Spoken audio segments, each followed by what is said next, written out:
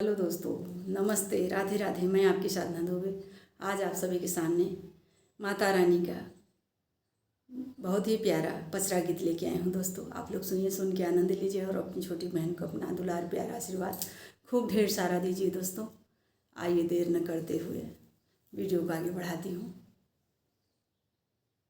तोड़ी लाओ केलवा के पतिया कथा हम सुनबे माई। तोड़ी लाओ केलवा के पतिया कथा हम सुनबे माई। तोड़ी लाओ केलवा के पतिया कथा हम सुनबे माई।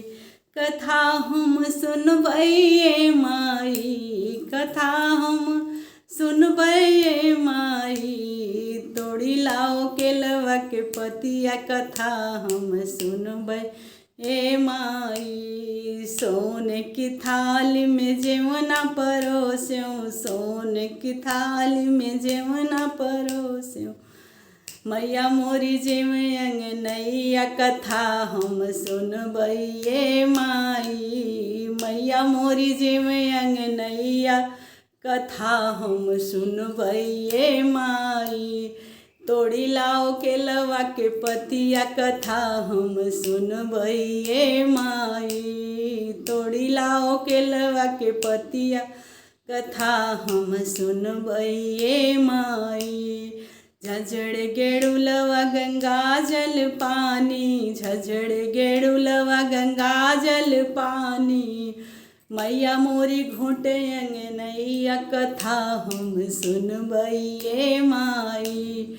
मैया मोरी घोटे अंगनैया कथा हम सुनबे ए माई। तोड़ी लाओ केलवा के पतिया कथा हम सुनबे ए माई।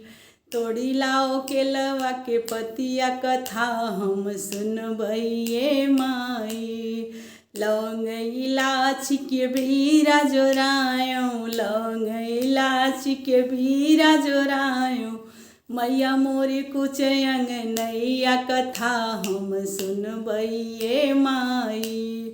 मैया मोरी कुछ अंगनैया कथा हम सुनबे ए माई। तोड़ी लाओ केलवा के पतिया कथा हम सुनबे ए माई।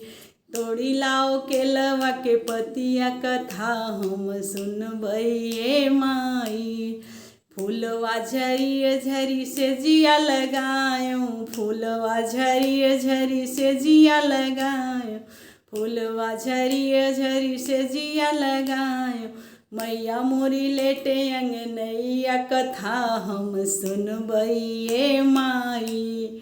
मैया मोरी लेटे अंगनैया कथा हम सुनबे ए माई। मैया मोरी लेटे अंगनैया कथा हम सुनबे ए माई। तोड़ी लाओ केलवा के पतिया कथा हम सुनबे ए माई। तोड़ी लाओ केलवा के पतिया कथा हम सुनबे ए माई। मैया के धीरे धीरे पौआ दबैबे, मैया के धीरे धीरे चरण दबैबे। मैया से मांगबे आशीर्वदिया कथा हम सुनबे ए माई।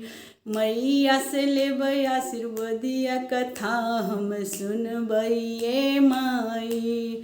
तोड़ी लाओ केलवा के पतिया कथा हम सुनबे ए माई। तोड़ी लाओ केलवा के पतिया कथा हम सुनबे ए माई। धन्यवाद दोस्तों। यह माता रानी का पचरा गीत आप लोगों को जैसा लगे कमेंट में जरूर